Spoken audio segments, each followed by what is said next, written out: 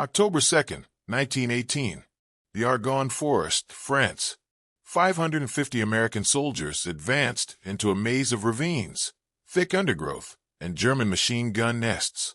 They were told it would be a coordinated attack. They were told French forces would protect their left flank. They were told other American units would advance alongside them. Every promise was a lie. Within hours, they found themselves surrounded, cut off, trapped behind enemy lines with no food, no water, no medical supplies, and no hope of rescue. 4 or 5 days and nights, they would endure what the American Expeditionary Force would later call the most heroic stand of the Great War. The Germans called for their surrender. Their own artillery accidentally bombed them. Carrier pigeons died trying to get messages through. Men were shot while searching for water. The wounded screamed through the night. And their commander, Major Charles Whittlesey, a mild-mannered Wall Street lawyer who never wanted to be a soldier, had to decide: surrender and save his men, or fight and watch them die. This is not a story of glory. This is a story of survival, of ordinary men pushed beyond human endurance, of leadership under impossible pressure, of sacrifice that would haunt the survivors for the rest of their lives. This is the story of the Lost Battalion. The year was 1918, and the Great War had been raging for 4 years. Millions were dead. Europe was exhausted. But America had entered the war in April 1917, and by fall 1918, 2 million American soldiers were in France. General John J. Pershing, commander of the American Expeditionary Force, was planning what he hoped would be the decisive offensive of the war, the Meuse-Argonne Offensive. It would be the largest American military operation in history up to that point. 1.2 million American soldiers attacking along a 24-mile front. The objective was to break through German lines in the Argonne Forest, cut the Germans' main railway supply line, and force them to surrender. It was an ambitious plan, perhaps too ambitious. The 77th Division was assigned to attack through the Argonne Forest itself. This was not an honor. The Argonne was a nightmare of terrain, dense forest, steep ravines, thick undergrowth that reduced visibility to yards. It was perfect defensive territory for the Germans, who had spent 4 years fortifying it with machine gun nests, barbed wire, and interconnected trenches. The 77th Division was unique among American units. It was composed primarily of draftees from New York City, immigrants, recent arrivals, working-class men who spoke dozens of languages. The press called them the Melting Pot Division, or the Metropolitan Division. They were not professional soldiers. Most had been civilians just months earlier, but they would prove to be tougher than anyone expected. The division's officers included Major Charles White Whittlesey, a 35-year-old lawyer from Williams College, who had practiced law in New York. Whittlesey was tall, thin, wore wire-rimmed glasses, and looked more like a schoolteacher than a soldier. He was quiet, bookish, and had initially been rejected for officer training because he seemed too frail. But Whittlesey had qualities that couldn't be measured by physical strength: absolute integrity, unshakable determination, and a profound sense of duty. His men respected him, even if they found him distant and unapproachable. His second-in-command was Captain George McMurtry, a successful businessman and former Rough Rider who had fought in the Spanish-American War with Theodore Roosevelt. Where Whittlesey was cerebral and reserved, McMurtry was practical and personable. They made an effective team. The attack was scheduled for September 26, 1918. The 77th Division would push through the Argonne Forest as part of the larger Meuse-Argonne Offensive. Intelligence reports suggested German resistance would be moderate. The Germans were supposedly retreating along the entire front. Intelligence was wrong. On September 26th, the 77th Division attacked. Immediately, they ran into fierce German resistance. Machine guns opened up from concealed positions. Artillery pounded the advancing Americans. The forest became a killing ground. Progress was measured in yards, each one paid for in blood. The division advanced, but slowly, taking heavy casualties. German defenses were far stronger than anticipated. The retreat was a myth. The Germans were fighting for every meter of ground. For 6 days, the 77th Division hammered at German lines. By October 1st, they had advanced about 2 miles, a costly 2 miles. The division had lost thousands of men killed and wounded. But General Robert Alexander, the division commander, was under intense pressure from higher command. Pershing wanted results. The offensive was supposed to be a rapid breakthrough. Instead, it was a grinding bloodbath. On October 2nd, Alexander gave orders for a major push. The 77th Division would attack again, this time aiming to penetrate deep into German lines and reach a strategic location called the Charlevoix Valley. 6 battalions would attack in coordination. French forces would protect the left flank. American units would advance on the right. Major Whittlesey's 1st Battalion of the 308th Infantry Regiment would lead the attack in the center. His orders were explicit: advance aggressively, ignore flanks, reach the objective at all costs. It was a recipe for disaster. October 2nd, 1918. Dawn. Major Whittlesey assembled his battalion. He had about 550 men, 6 companies from the 308th Infantry Regiment, plus 1 company from the 307th Regiment, and 2 machine gun platoons from the 306 Machine Gun Battalion. His orders were clear but troubling. Advance rapidly along a ravine heading north toward Charlevoix Mill. Ignore resistance on the flanks. Push forward to the objective and hold it. Whittlesey expressed concerns. What if the flanking units didn't keep up? What if they became isolated? Division staff assured him. The attack was coordinated. French units would protect the left, American units the right. Just follow orders. At 6:30 a.m., whistles blew. Whittlesey's battalion advanced into the fog-shrouded forest. Initially, they made good progress. German resistance seemed light. They moved through the ravine, maintaining formation, encountering only scattered rifle fire. Perhaps intelligence was right. Perhaps the Germans really were retreating. They pushed forward, 100 yards, 200, 500. They were deeper into German territory than any American unit had reached. Still they advanced, following the ravine north. But something was wrong. Whittlesey kept looking to his flanks. Where were the supporting units? He should see friendly forces advancing parallel to his position. Instead, he saw only forest and German positions. Around 9 a.m., they reached their objective, a slope overlooking Charlevoix Mill, about 600 yards behind what had been the German front line. Whittlesey ordered his men to dig in. They had done it. They had achieved their objective. Now they just had to hold until the rest of the division caught up. That's when they realized the truth. German fire began intensifying, not from the front, but from the sides and rear. German soldiers could be seen moving through the forest, not retreating but repositioning. Whittlesey sent runners back to report their position and request support. The runners never returned. He tried to establish communication with units that should have been on his flanks. Radio didn't work in the dense forest. Signal flares went unanswered. Visual signals couldn't be seen through the trees. By noon, the situation was clear. They were alone. The French hadn't advanced on the left. American units on the right had been stopped by German resistance. Only Whittlesey's battalion had penetrated deep into German lines.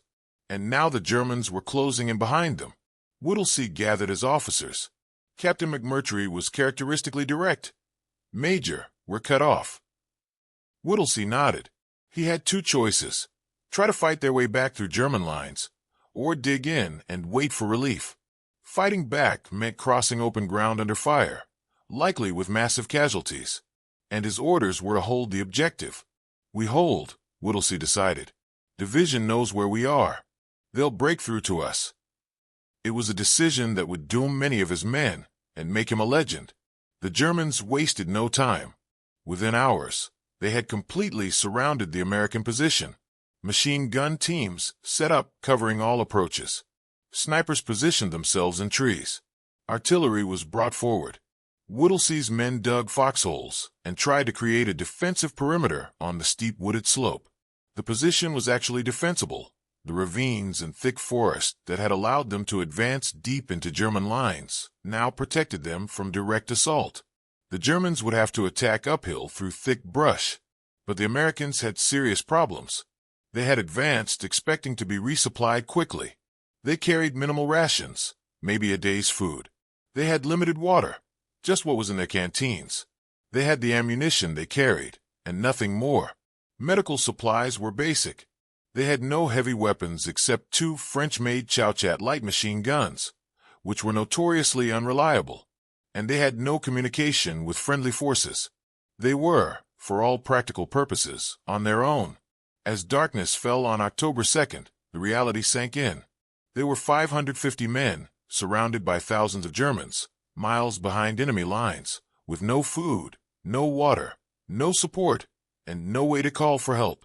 The Germans began probing attacks. Rifle fire crackled through the forest. Men started dying. The wounded screamed in the darkness.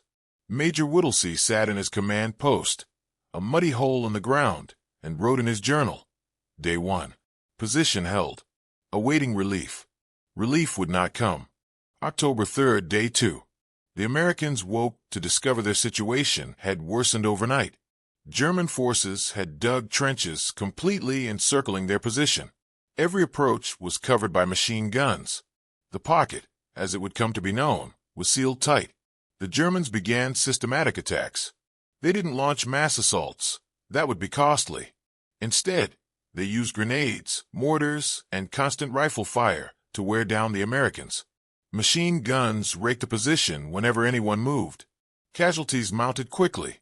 Men were hit while digging, while moving between foxholes, while trying to help the wounded. The cries of injured men filled the forest, and there was nothing the medics could do except try to stop bleeding and ease pain. Serious wounds meant death. There was no way to evacuate casualties. The water situation became critical fast. There was a small stream at the bottom of the ravine, within the American perimeter, but German snipers and machine guns covered it. Anyone who tried to reach water was shot. The wounded needed water desperately. Men were dying of thirst as much as from wounds. Volunteers attempted to get water. Most were killed or wounded in the attempt.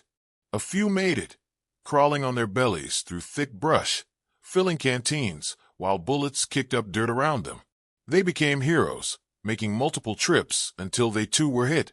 Private Krotoshinsky, a Jewish immigrant from Brooklyn, made repeated water runs despite being shot at each time.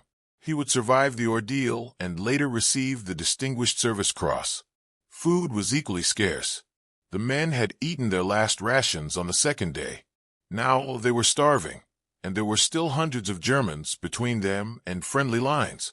Major Whittlesey tried desperately to communicate with division headquarters. He had 8 carrier pigeons in small wicker baskets, the only communication method that might work in the dense forest. He sent pigeon after pigeon with messages, describing their situation and requesting help. The first 3 pigeons were shot down by German fire. The Germans knew the pigeons were the Americans' only link to the outside world and specifically targeted them. The 4th pigeon, remarkably, got through. Division headquarters received a message. Many wounded. Cannot evacuate. Situation serious. But the response that came back was not relief. It was confusion. Division staff didn't realize how far forward Whittlesey had advanced. They didn't believe the coordinates he reported. How could an American battalion be that deep behind German lines?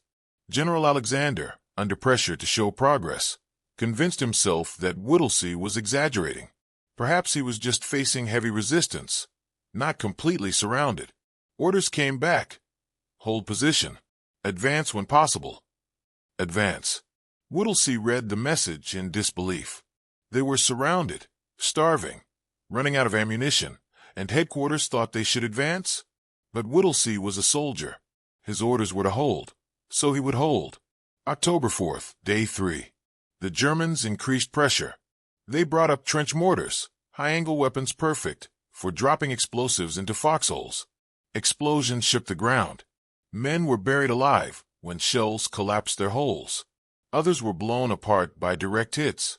The forest itself became a weapon. Shells exploding in trees created deadly airbursts, spraying metal fragments and would splinters over wide areas. Artillery shells that hit trees would detonate above the Americans, making even shallow foxholes ineffective. The wounded now numbered over 100. They were laid in a makeshift aid station in a slightly deeper ravine, but even there they weren't safe. German fire found them. Wounded men were wounded again, some fatally. The psychological toll was immense. Men lived in constant fear of the next bullet, the next shell, the next grenade. Sleep was impossible. When exhaustion finally forced someone to close their eyes, the screams of the wounded or the explosion of a nearby shell would jolt them awake. Some men began to crack. They stared into space. They didn't respond to orders. A few tried to surrender, walking toward German lines with hands raised. German soldiers shot them down. The Germans weren't taking prisoners from this position. They wanted the entire battalion eliminated. Whittlesey moved constantly through the position, checking on his men, organizing defenses, maintaining discipline. He slept maybe an hour a night. His uniform was covered in mud and blood, some his own from minor wounds, most from the wounded he'd helped carry. Captain McMurtry was hit by shrapnel in his shoulder, but refused to leave his command post. He continued directing defenses, with his arm in a makeshift sling. On the evening of October 4th, something unexpected happened. A German voice called out in English, "Americans, you are surrounded. Your position is hopeless. Surrender, and you will be treated as prisoners of war under the Geneva Convention." The forest went silent. Everyone was listening. The German continued, "We know you have many wounded. We will provide medical care. You have no food, no water. There's no shame in surrender. Your situation is impossible." It was tempting, so tempting. Many of the men looked at Whittlesey, hoping he would accept. They were starving, dying of thirst, being killed slowly. Surrender meant life. Holding meant death. Whittlesey didn't hesitate. He called back, "Go to hell." Then he ordered his men, "Anyone who tries to surrender will be shot by American fire. We hold this position." It was a harsh order, but Whittlesey believed, perhaps correctly, that if they surrendered, they would all be killed. The Germans might not want prisoners to feed and guard, or they might massacre them out of frustration. The only safety was to keep fighting. His men, exhausted and demoralized as they were, obeyed. They would not surrender. They would hold. But how much longer could they last? October 5th, day 4. And then the worst possible thing happened.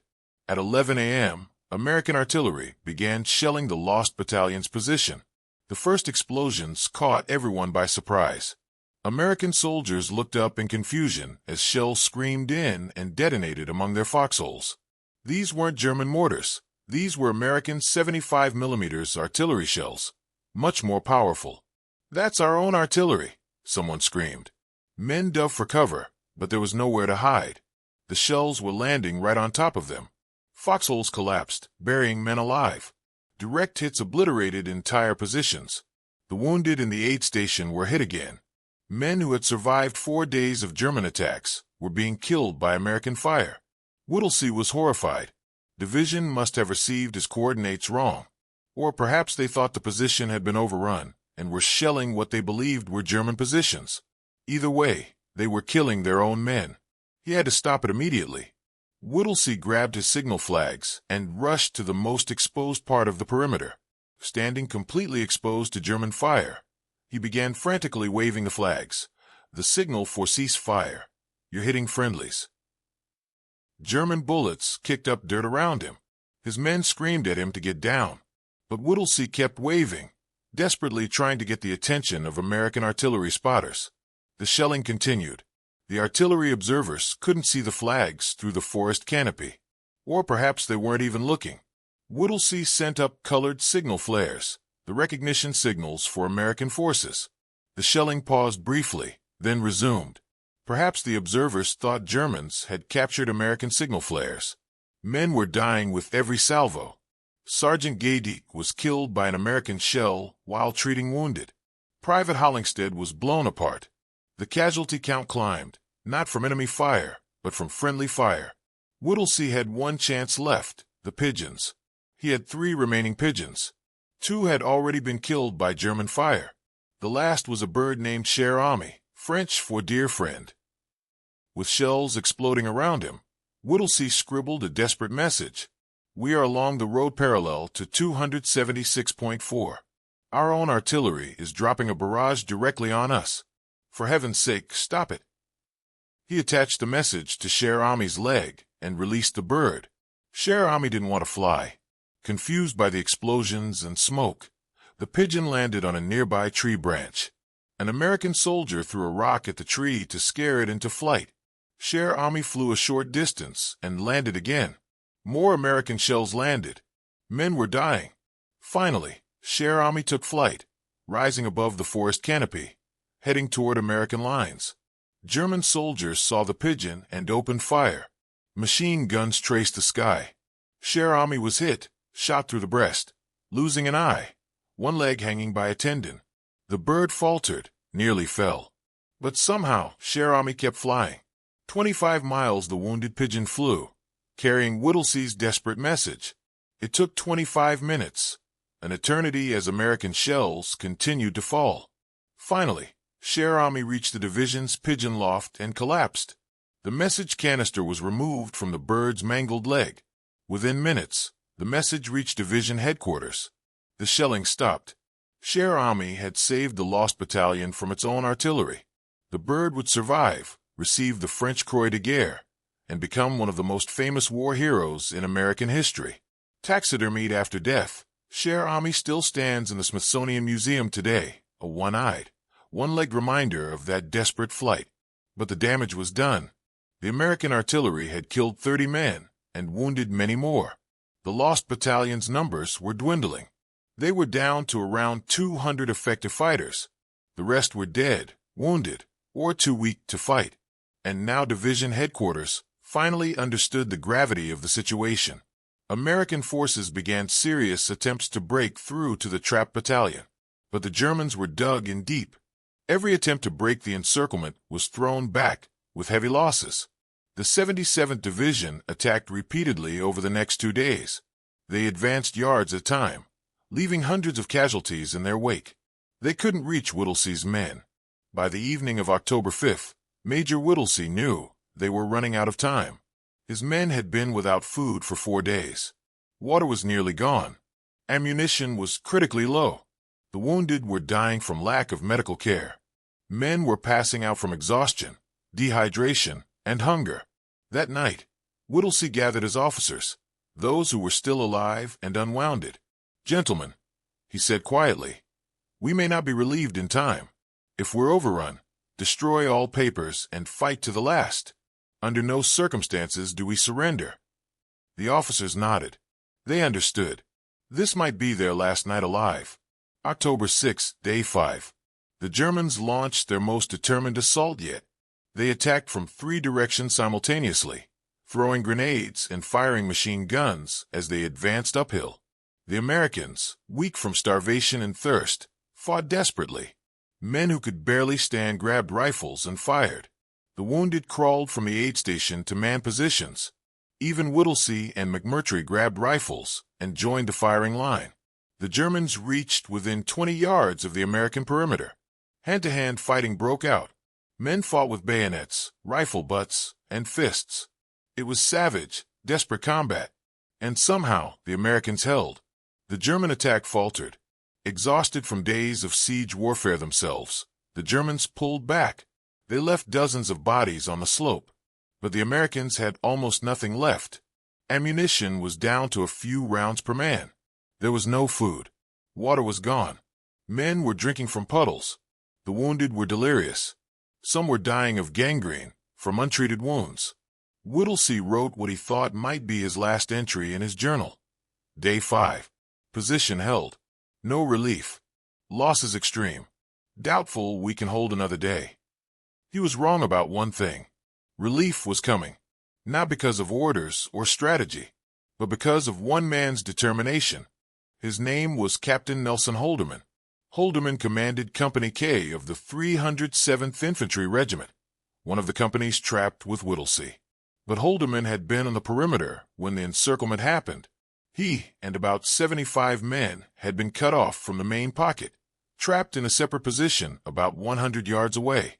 For 5 days, Holderman's group had fought their own desperate battle.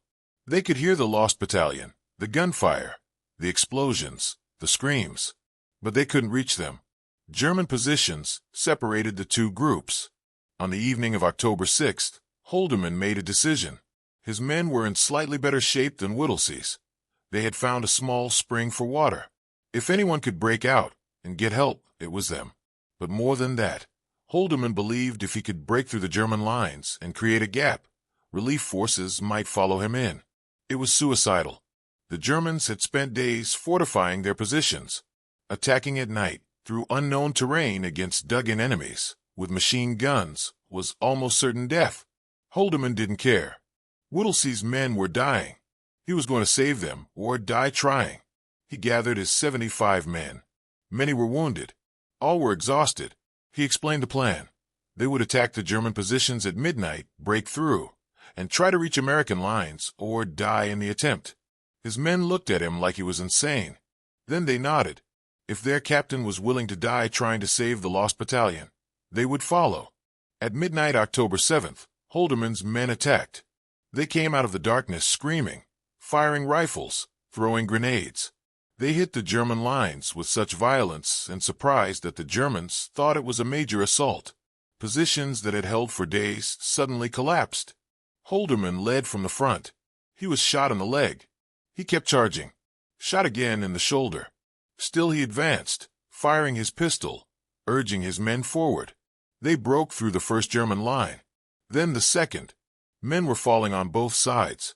Holderman's force was being decimated. But they kept going, pushing through the darkness. By dawn, incredibly, they had done it. Holderman and 32 survivors, less than half his force, stumbled into American lines. Holderman collapsed from blood loss and exhaustion, but he had created a gap in the German encirclement. Division headquarters immediately ordered a relief force to push through the gap Holderman had created. The 307th Regiment, reinforced with fresh troops, attacked at first light on October 7th.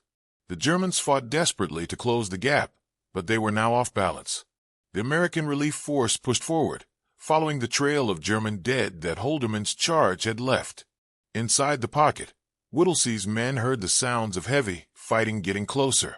Was it another German attack? Or could it possibly be? At 2 p.m. on October 7th, American soldiers appeared through the forest. "Which way to the Lost Battalion?" they called. Whittlesey's men couldn't believe it. After 6 days of hell, relief had come. Men began crying. Some tried to cheer but couldn't find the strength. A few simply collapsed in relief. Major Whittlesey stood to meet the relief force. He was covered in mud and blood, hadn't slept in 6 days, hadn't eaten in 5. His uniform was torn and filthy. He looked like a ghost. "Major Whittlesey?" the relief force commander asked. "Yes," Whittlesey replied quietly. "Sir, we've come to bring you out." Whittlesey nodded. Then he looked around at what remained of his battalion. Of the 550 men who had entered the pocket on October 2nd, fewer than 200 could walk. The rest were dead, wounded, or missing. The evacuation began immediately. The walking wounded helped carry the seriously injured. American stretcher-bearers struggled down the ravine with the worst cases. It took hours to get everyone out. As they stumbled back through the gap in German lines, Whittlesey walked among his men, checking on them, encouraging them. He wouldn't leave until every last man was evacuated. By evening, the Lost Battalion was behind American lines. They were given food, water, and medical care. Many couldn't eat. Their stomachs had shrunk too much. The wounded were evacuated to field hospitals. The survivors looked like walking dead men, emaciated, hollow-eyed, some unable to speak from trauma. They had endured what seemed impossible. The final count was grim. 554 men entered the pocket on October 2nd. 194 walked out on October 7th. 107 were dead. 190 were wounded. 63 were missing, most later found dead. Nearly two-thirds casualties. It was one of the highest casualty rates of any American unit in the war.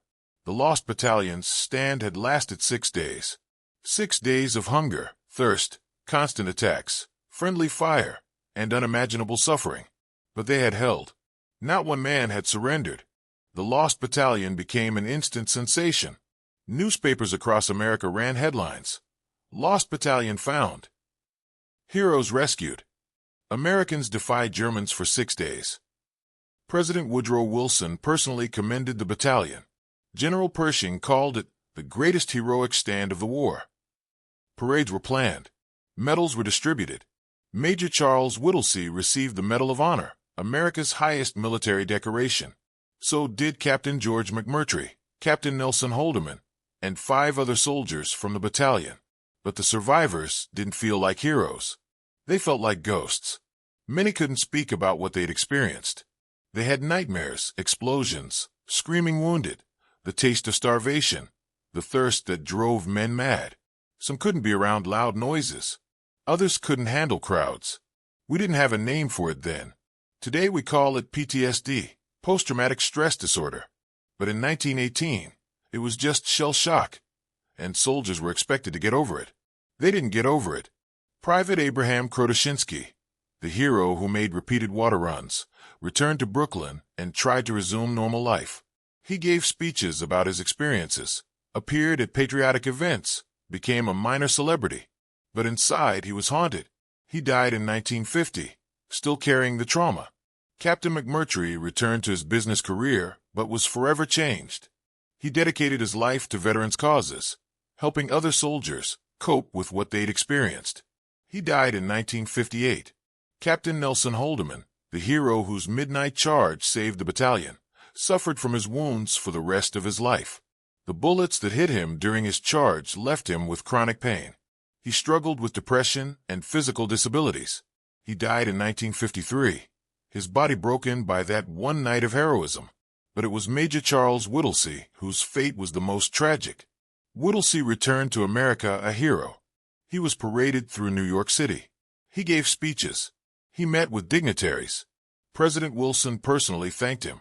He was everything America wanted in a hero, modest, articulate, dignified. But Whittlesey was dying inside. He couldn't shake the faces of the men he'd lost. He couldn't forget the screams of the wounded. He couldn't stop thinking about the decisions he'd made. Every order that resulted in deaths. Every moment he chose to hold rather than retreat. Did he make the right choices? Could he have saved more men? His friends noticed he was becoming more withdrawn, more haunted. He stopped sleeping. He lost weight. The war had taken something essential from him, something he could never get back. In November 1921, just 3 years after the Argonne, Whittlesey boarded a ship bound for Cuba. He was traveling to attend a ceremony honoring a colleague. On the night of November 26th, he wrote several letters to his mother, to his sister, to Captain McMurtry. In the letter to McMurtry, he wrote, "I am tired, more tired than you can possibly imagine. The Lost Battalion haunts me. The men I lost haunt me. I cannot bear it any longer." Then Charles Whittlesey walked to the rail of the ship and jumped into the Atlantic Ocean. His body was never recovered. He was 43 years old. The news shocked America. The hero of the Lost Battalion, the man who had endured 6 days of hell and never surrendered, had surrendered to his own demons. Newspapers struggled to explain it. How could such a strong man take his own life? The answer was simple and terrible. War doesn't end when the shooting stops. It continues in the minds of those who survived. The Lost Battalion story didn't end with rescue. It continued in the broken lives of men who could never fully escape the Argonne forest. Some rebuilt their lives. Others never could. All carried scars, visible and invisible, for the rest of their days. The military learned lessons from the Lost Battalion's ordeal. Communication systems were improved. Carrier pigeons were recognized as unreliable. Coordination between units was emphasized. Procedures were established to prevent friendly fire incidents. But the fundamental lesson, that soldiers shouldn't be sent into impossible situations without proper support, seemed harder to learn. Throughout World War II, Korea, Vietnam, Iraq, and Afghanistan, similar incidents would occur. Small units trapped, surrounded, fighting desperately while headquarters struggled to understand their situation. The Lost Battalion became a cautionary tale in military academies. What to do and what not to do. How communication failures lead to disaster. How headquarters pressure for results can lead to tactical disasters. How soldiers pay the price for strategic mistakes. In 2001, the movie The Lost Battalion brought the story to a new generation. Rick Schroeder portrayed Major Whittlesey, capturing both his strength and his inner torment. The film was historically accurate, based on survivors' accounts and military records. Today, memorials honor the Lost Battalion. In the Argonne Forest, where the pocket was located, there's a monument marking the spot. American tourists visit, standing on the slope where 550 men held against thousands, trying to imagine what it was like. There's a plaque that lists the names of the 107 men who died. Their ages are striking. Most were in their early 20s. Boys, really. Immigrant sons from New York who answered their country's call and died in a French forest far from home. The Lost Battalion's legacy is complex. It's a story of incredible bravery and endurance. It's also a story of command failures, miscommunication, and the terrible cost of war. It's about men pushed beyond human limits who somehow kept fighting. And it's about the price they paid.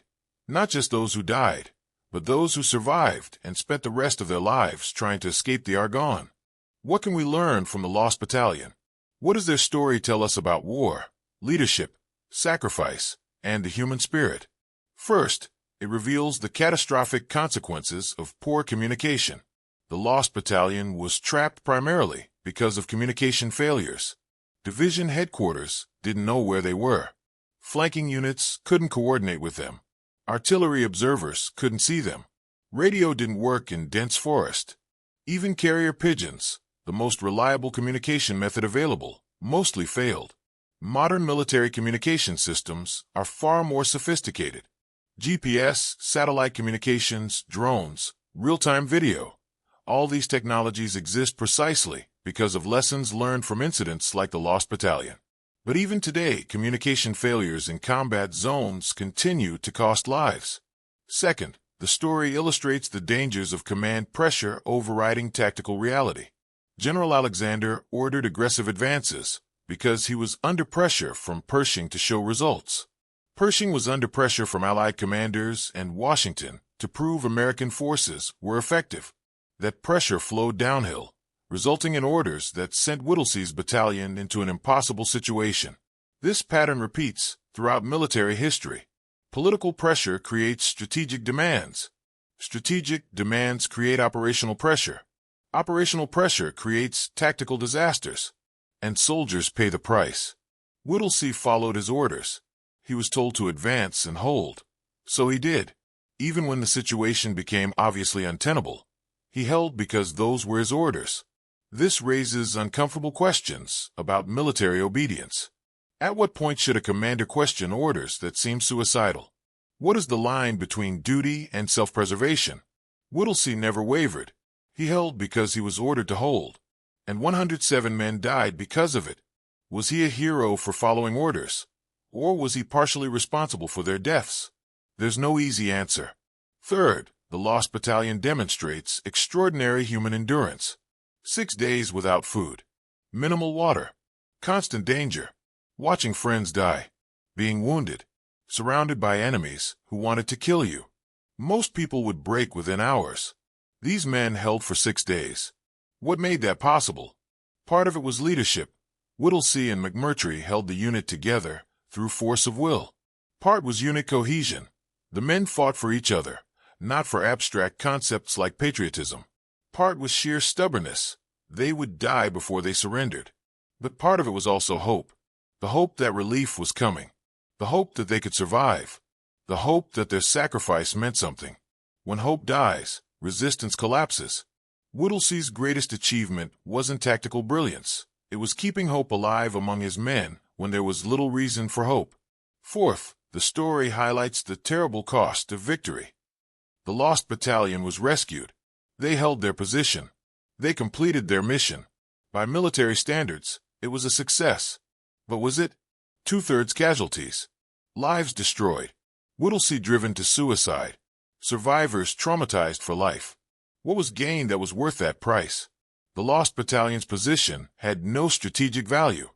Holding that slope in the Argonne Forest didn't shorten the war or save other lives. Within weeks, the Germans were in full retreat anyway. The Lost Battalion's sacrifice, while heroic, was tactically meaningless in the larger war. This raises the most uncomfortable question of all. Was it worth it? Those who died can't answer. Those who survived gave different answers. Some said yes, they had done their duty and would do it again. Others said no, it was a waste. a pointless sacrifice for nothing? Both answers are valid. Fifth, the Lost Battalion reminds us that war doesn't end with the last shot fired. The psychological wounds last forever. We've gotten better at recognizing PTSD, at treating trauma, at supporting veterans, but we still struggle to heal what war breaks in the human soul. Whittlesey's suicide wasn't weakness. It was the ultimate expression of how deeply war damages those who survive it. He held together for 6 days in the Argonne through superhuman will, but that will eventually broke under the weight of what he'd experienced and the responsibility he felt for the men who died. Today, veteran suicide remains a crisis. 20 veterans a day take their own lives in the United States alone. The weapons may have changed, the wars may have different names, but the psychological damage remains heartbreakingly similar. Finally, the Lost Battalion's legacy is about remembering. Remembering not just the heroism, but the cost. Remembering not just that they held, but that 107 died and 190 were wounded. Remembering not just Whittlesey's courage, but his suicide. Remembering the whole truth, not just the glorious parts. War memorials typically celebrate victory and honor sacrifice. The Lost Battalion Memorial should do more than that. It should remind us of the price of poor planning, of communication failures, of command pressure, of sending men into impossible situations. It should make us ask, how do we prevent this from happening again? Because it will happen again. It always does. In every war, there are lost battalions, units trapped, surrounded, abandoned by circumstance or incompetence, fighting desperately for survival. The names change, the technology changes, but the fundamental tragedy remains the same. The Lost Battalion of 1918 was not the first, and it won't be the last.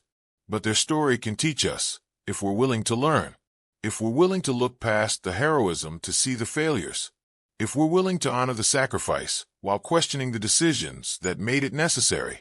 That's the real legacy of the Lost Battalion. Not just heroism, but a warning.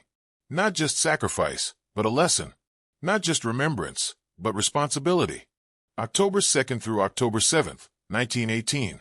6 days. 550 men. One of the most incredible stands in military history. They were surrounded, outnumbered, starving, dying of thirst, bombed by their own artillery, ordered to surrender by the enemy. And they held. Not because they were professional soldiers. Most were draftees, immigrant sons from New York who'd been civilians a year earlier. Not because they had superior weapons or training. Not because they had any realistic hope of victory. They held because of leadership, because of unit cohesion, because of sheer stubborn determination not to surrender, because Major Charles Whittlesey, a Wall Street lawyer who never wanted to be a soldier, stood in the mud and blood and said, "We hold this position." And because his men trusted him enough to die for that decision. The cost was terrible. 107 dead, 190 wounded, countless others damaged in ways that would never fully heal. And ultimately, the commander himself, driven to suicide by the weight of what he'd seen and what he'd ordered. Was it worth it? History says yes, it was a heroic stand, a testament to American courage, a defining moment of World War I. The survivors might have answered differently. Today, more than a century later, we remember the Lost Battalion not just for what they endured, but for what they teach us. About the cost of war. About the consequences of poor planning and communication failures. About the burden of leadership and the price of following orders. About how war damages not just bodies but souls. We remember the courage, yes, but we must also remember the tragedy. We honor the sacrifice, but we must also question the decisions that made it necessary. We celebrate the heroism, but we must also acknowledge the waste. 550 men walked into the Argonne forest on October 2nd, 1918. 194 walked out 6 days later. Every one of them was changed forever. Everyone carried scars, seen and unseen, for the rest of their lives. They held their position. They completed their mission. They never surrendered. They did everything asked of them and more. And it destroyed them. That's the truth of the Lost Battalion. Not just the heroism we celebrate, but the cost we often forget. Not just the 6 days of the siege, but the lifetime of consequences that followed. Major Charles Whittlesey stood on the deck of a ship 3 years after the Argonne and looked into the dark Atlantic waters. What did he see? The faces of the 107 men he lost? The wounded he couldn't save? The decisions he made that sent men to their deaths? We'll never know. The ocean kept his secrets, but we can honor his memory, and theirs, by remembering the whole story, the glory and the horror, the heroism and the tragedy, the 6 days that made them legends and the years that broke them. They were the Lost Battalion, lost in the Argonne forest for 6 days in October 1918, lost to their families for months, lost to themselves forever. But they were never truly lost. We remember them. We tell their story. We learn from their sacrifice.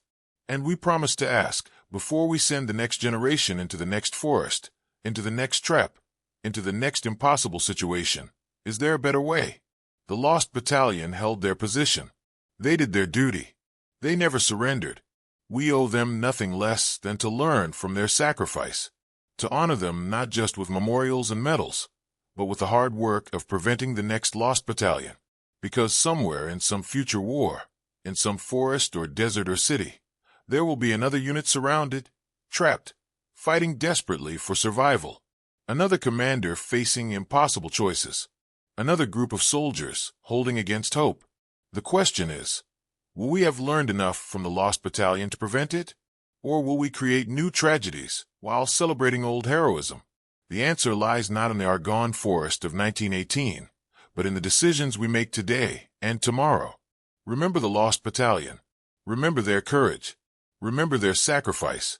Remember their suffering. And remember that every one of them was someone's son, brother, husband, father. Everyone had dreams that died in the Argonne. Everyone deserved better than the situation they were placed in. They held. We must do better. October 2nd through October 7th, 1918. The Argonne Forest.